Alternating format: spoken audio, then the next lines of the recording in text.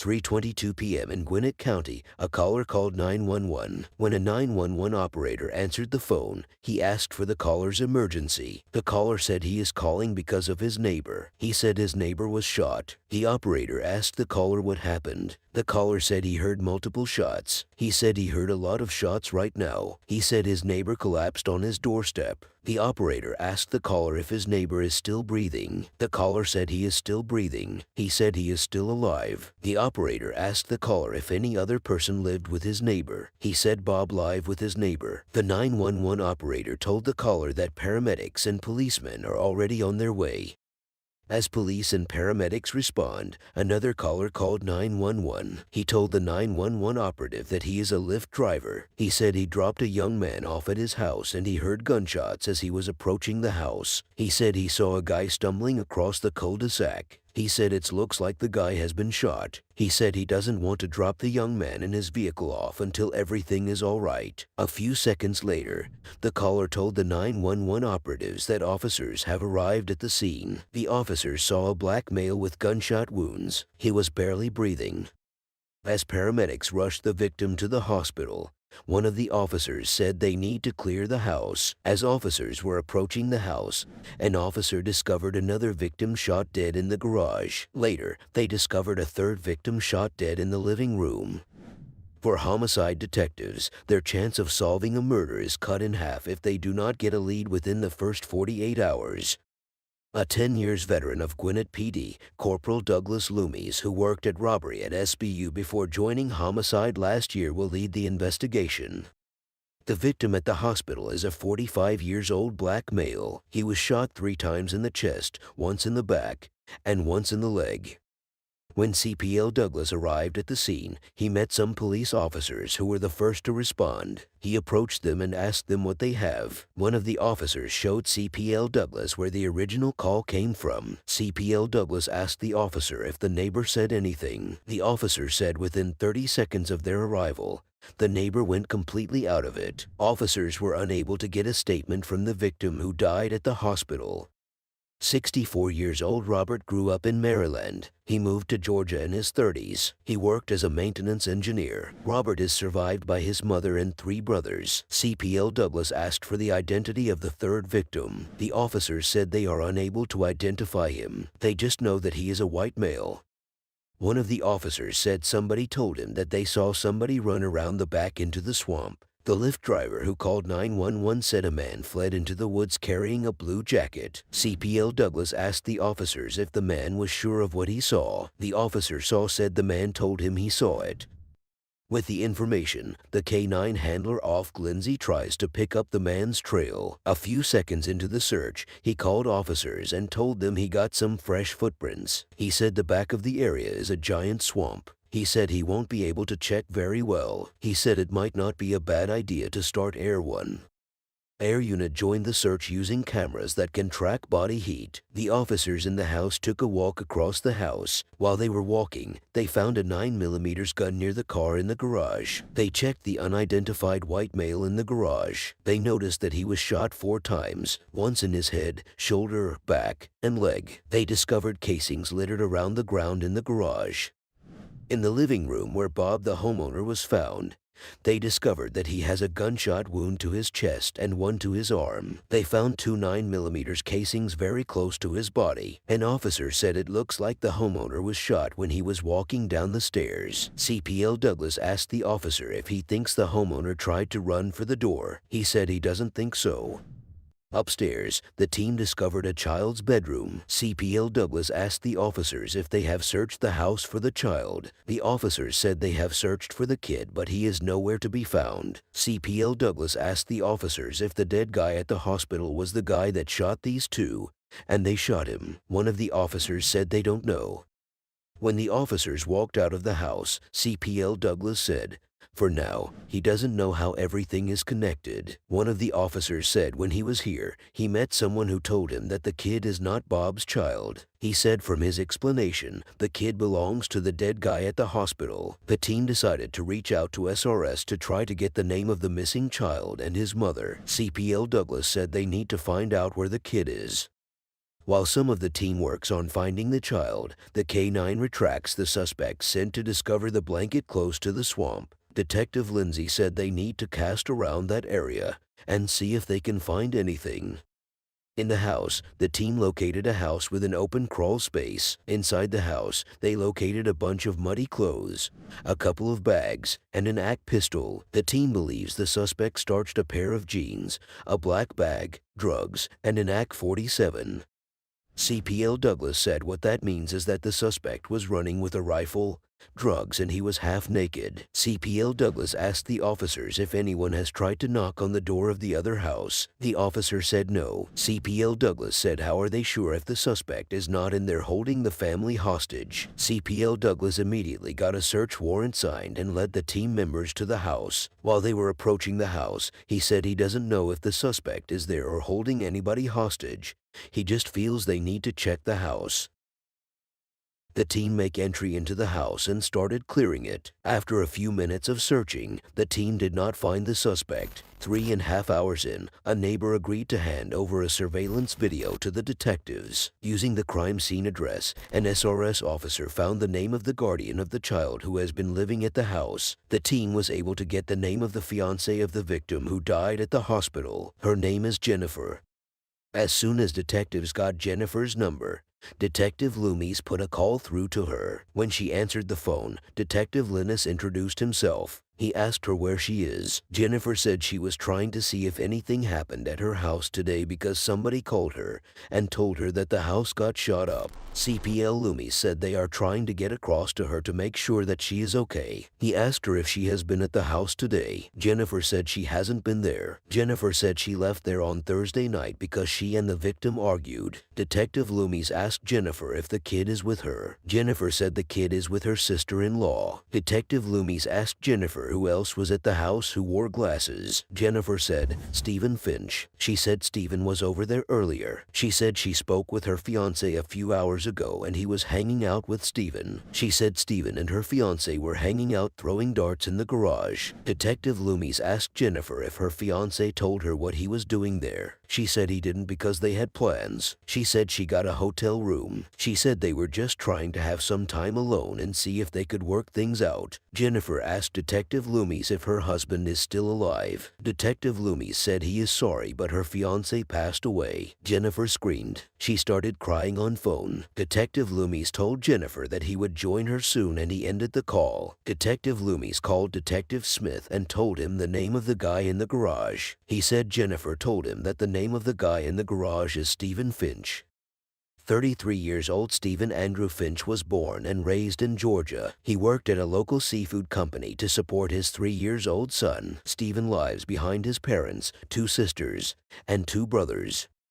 Stephen's father Carl drove from Georgia to Gwinnett when a family acquaintance told him that his son may have been killed. While CPL Loomis was talking to Stephen's father, Stephen's Aunt Jessica called in. He told her that they just confirmed that Stephen Finch is one of the victims. Detective Loomis said he is sorry that this happened. He said he is going to make sure that they contact their family first when anything comes up. He said they are still trying to put the evidence together. Jessica said he went there to see his girlfriend. He said Stephen's girlfriend is pregnant for him. Detective Loomis said he is so sorry and he ended the call. A few minutes later, CPL Loomis and CPL Chris Smith met with one of the deceased fiancés. CPL Loomis asked her when the last time she was at the house was. She said she went there yesterday to get some clothes. Bob's fiancé asked CPL Loomis if her husband was among those that were killed. CPL Loomis said yes. As soon as she heard that, she started crying. She said she and the deceased were planning to get married.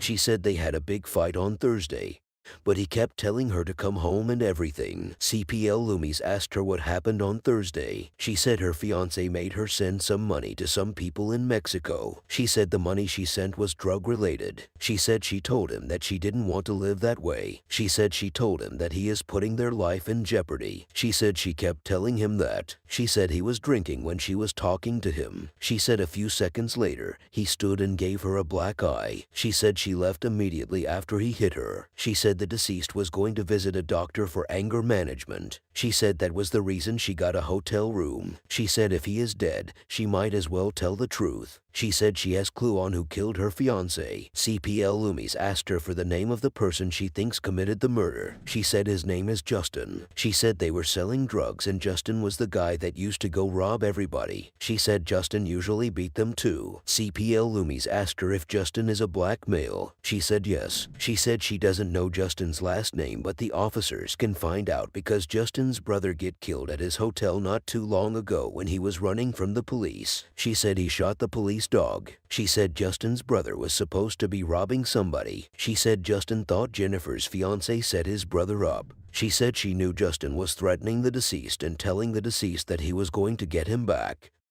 CPL Chris Smith looks up the incident concerning Justin's brother. Bob's fiancée identified 21-year-old Justin as the man she knows. She said he has a lot of guns. She said she is willing to tell the truth because she wants whoever did this to be sent to jail right now. Bob's girlfriend asked the detectives if they still need her. CPL Loomis said they don't. He said if they need anything else from her, they will contact her immediately. The team finally gets a surveillance video from one of the neighbors. CPL Loomis and CPL Chris watched the video together. They saw how the suspect got into an argument with the victim who died at the hospital. The victim who died at the hospital was shot first. The camera was too far away for detectives to see the suspect's face. The team decided that CPL James should contact Uber to try and contact the driver who brought the suspect to the scene. 6 hours in, Uber reported that Justice Lask was the passenger. CPL James sent the driver's name and telephone number to CPL Chris. He said the passenger dropped off in an Uber. He said he got picked up in an Uber and he got dropped off in an Uber. According to Uber, Lask requested another ride that he used to flee the area. Uber gave detectives the address where he was dropped off. Detective Eddie sent the identity of the brother that shot Blue and it has the same address. The address checked back to Justice's father. CPL Chris said they will drive to the address and see what they can get. While detectives head out to begin surveillance on Lask's house, CPL limos called the driver who drove Lask to the crime scene. When the driver answered the phone, Detective Douglas said he knows it's late, but he is wondering if the driver can meet him at his headquarters so that he can show him a lineup of photographs. The driver said he can come right away. Detective Douglas said that would be good and he ended the call.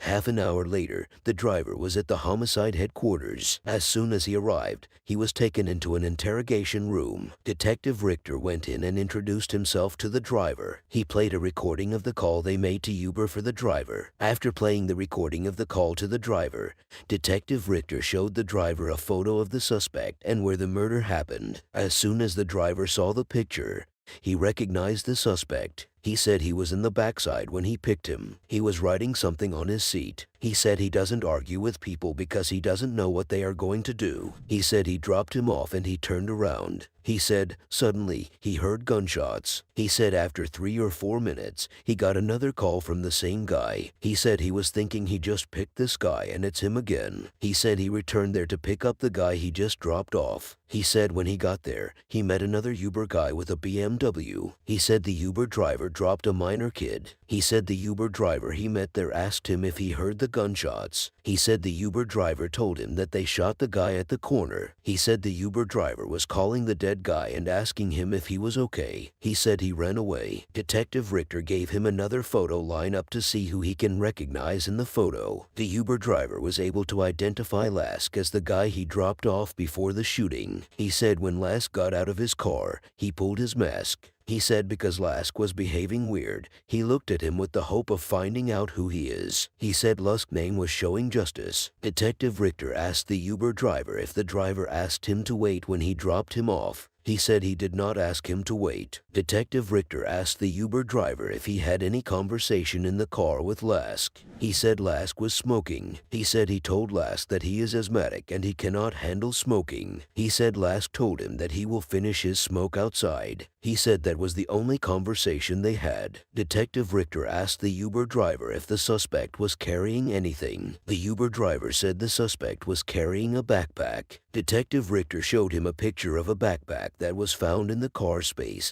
and asked him if the backpack on his phone was the same as the one the suspect had. The Uber driver identified the bag as the one the suspect was carrying. The Uber driver asked detectives if the guy is the victim or the criminal. Detective Richter said he is just someone they are trying to find. He asked if they cannot catch him. Detective Richter said they will get him. The detectives appreciated the Uber driver. He took his leave while they also walked out of the interrogation room. The detectives joined other team members who watched the interrogation from their computers. Detective Douglas Loomis thinks he now has enough evidence after securing a search warrant for Lask's address. Detective Richter said it will be nice to take Lask off the street today.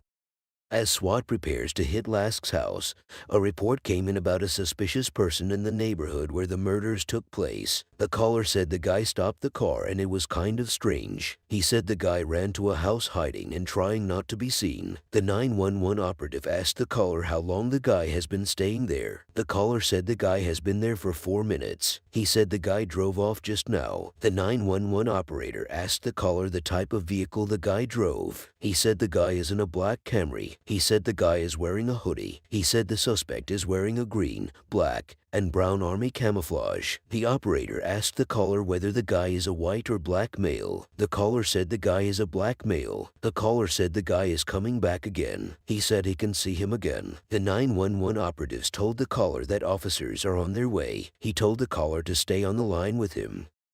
A few minutes later, the officers spotted the black Camry driving slowly from the neighborhood and pull it over. 11 hours into the investigation, Justice Lask was brought to homicide. Detective Richter and another detective went into the room to interrogate him. Detective Richter asked Justice if he has ever been to police custody before. He said he hasn't. Detective Richter told Justice that the reason why he was there was that some people saw him walking behind a house. Detective Richter asked Justice what he was looking for back there. Justice said he has a friend who stays over there. He said he was trying to see how far they were away from the house. Detective Richter asked Justice where his friend lives. He said his friend lives on the next street over. Detective asked Justice to describe the house. He said his friend's house is in a cul-de-sac. Detective Richter asked Justice how he dove into the cul-de-sac. He said he drove through the left. Detective Richter asked Justice why he was just driving the car around. He said it was because they had it blocked off and he heard on the news that a homicide occurred in that area. He said as soon as he heard the news, he knew what to do, which was to go and get his stuff. He said he was trying to get to the victim's house where he left his gun several days ago. Detective Richter asked Justice what type of gun he left at the victim's house. Justice said it's an AK. Detective Richter asked Justin that when was the last time he shot a gun. He said he shot a gun some months ago. He said he was hurrying to get his gun because it's his. It has his name on it. Detective Richter asked Justice if he was there in the afternoon. He said he was there. Detective Richter asked Justice how he got there. Justice said he got there with Uber. Detective Richter asked him what happened when he got there. Justice said his friend wasn't at home, so he left. Detective Richter asked Justice if he walked into the garage. Justice said he didn't. Detective Richter said he did.